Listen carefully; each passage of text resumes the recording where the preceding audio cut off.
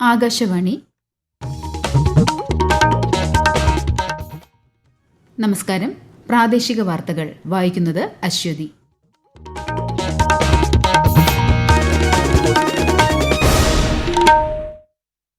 പ്രധാന വാർത്തകൾ. പാർലമെന്റിന്റെ വർഷകാല സമ്മേളനത്തിന് തുടക്കം. പ്രതിപക്ഷ ബഹളത്തെ തുടർന്ന് ലോക്സഭ 2 മണിവരെ നിർത്തിവച്ചു. ഓപ്പറേഷൻ സിന്ദൂറിലെ ഇന്ത്യയുടെ സൈനിക ശക്തിയുടെ വിജയത്തിന്റെ ആഘോഷമായി വർഷകാല സമ്മേളനം മാറണമെന്ന് പ്രധാനമന്ത്രി നരേന്ദ്രമോദി.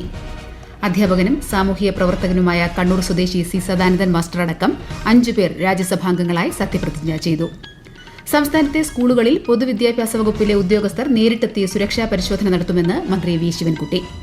മഴയ്ക്ക് ശമനമില്ല. 9 ജില്ലകളിൽ മഞ്ഞ ജാഗ്രത. കേരള, കർണാടക, ലക്ഷദ്വീപ് തീരങ്ങളിൽ മത്സ്യബന്ധനത്തിന് വിലക്ക്. ഇന്ത്യയുടെ കൊനെരു ഹംപി വനിതാ ചെസ് ലോകകപ്പ് സെമി ഫൈനലിൽ ഇടം നേടി. ചൈനീസ് താരം ലെയ് ചിങ്ജിയെ നേരിടും. വാർത്തകൾ വിശദമായി.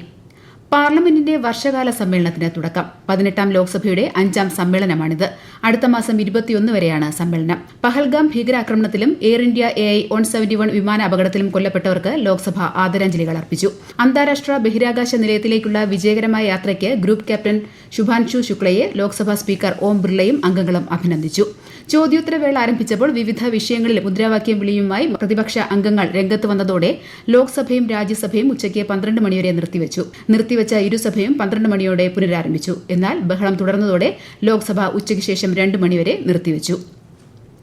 പാർലമെന്റിന്റെ വർഷകാല സമ്മേളനം രാജ്യത്തിന്റെ വിജയാഘോഷത്തിന്റെ സമ്മേളനമാണെന്ന് പ്രധാനമന്ത്രി നരേന്ദ്രമോദി.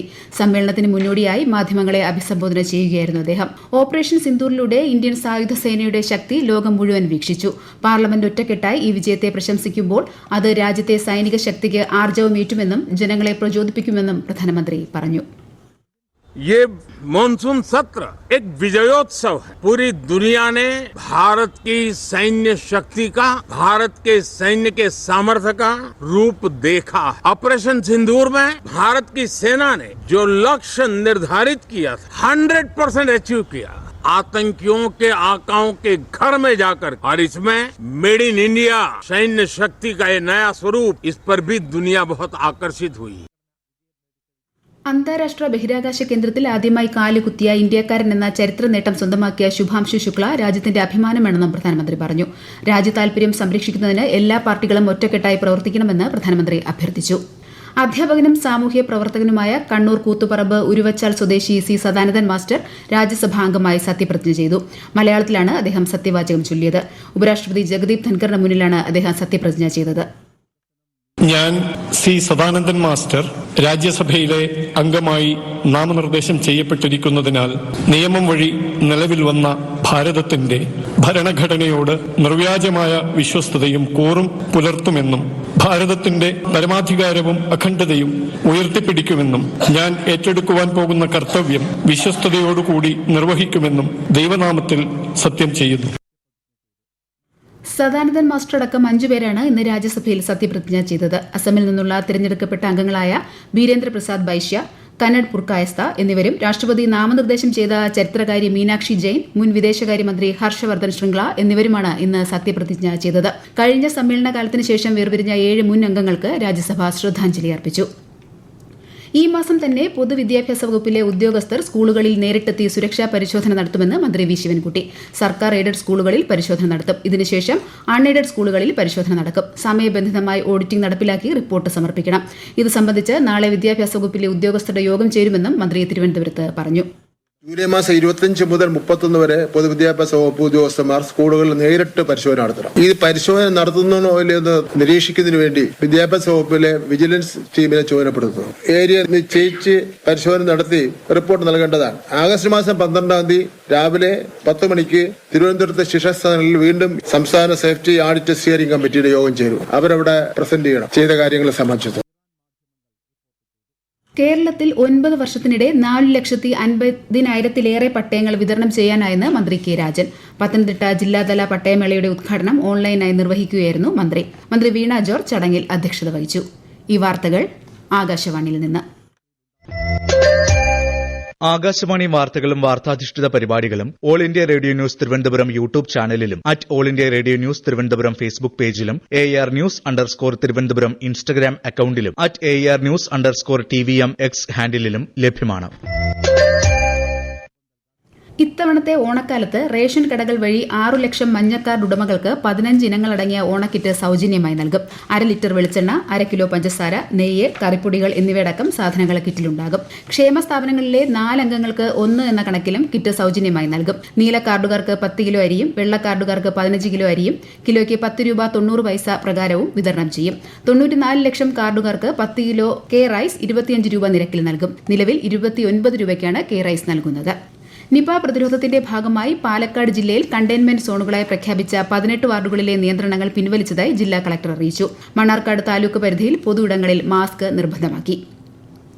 കേരളത്തിൽ 5 ദിവസം കൂടി മഴ ശക്തമായി തുടരുമെന്ന് റിപ്പോർട്ട്. ഇടുക്കി, എറണാകുളം, തൃശൂർ, പാലക്കാട്, മലപ്പുറം, കോഴിക്കോട്, വയനാട്, കണ്ണൂർ, കാസർഗോഡ് ജില്ലകളിൽ ഇന്ന് കേന്ദ്ര കാലാവസ്ഥാ വകുപ്പ് മഞ്ഞ ജാഗ്രത പ്രഖ്യാപിച്ചു. ശക്തമായ കാറ്റിനും സാധ്യതയുണ്ടെന്ന് സംസ്ഥാന ദുരന്ത നിവാരണ വകുപ്പ് അറിയിച്ചു. ഉരുൾപൊട്ടൽ, മണ്ണിടിച്ചിൽ സാധ്യതയുള്ള പ്രദേശങ്ങളിൽ താമസിക്കുന്നവർ അധികൃതരുടെ നിർദ്ദേശപ്രകാരം മാറി താമസിക്കണം. നദീതീരങ്ങളിൽ ഉള്ളവരും ജാഗ്രത പുലർത്തണം. ഉയർന്ന തിരമാലകൾക്കും സാധ്യതയുണ്ട്.